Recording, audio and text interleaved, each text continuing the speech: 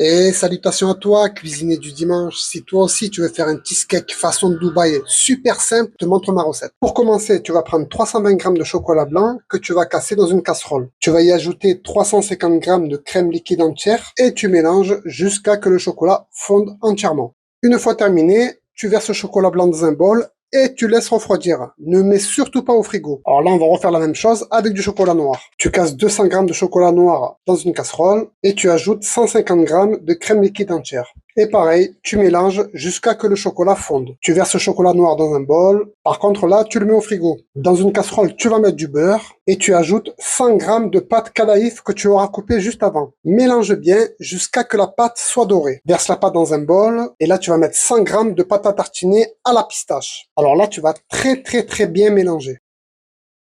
Maintenant, tu vas prendre un moule à charnière et tu vas y mettre au fond un papier sulfurisé. Tu verses la pâte kadaïf au fond du moule, laisse un peu de pâte kadaïf au frigo pour la décoration. Et tu la tasses comme tu peux. Moi, je la tasse avec un verre. Une fois terminée, tu la mets pendant 20 minutes au frigo. Ensuite, tu prends un bol et tu verses le chocolat blanc. C'est super important, hein, il faut qu'il soit refroidi. Là, tu vas prendre 300 g de fromage Philadelphia et tu verses le tout dans le bol. Tu travailles un peu avec ta maryse.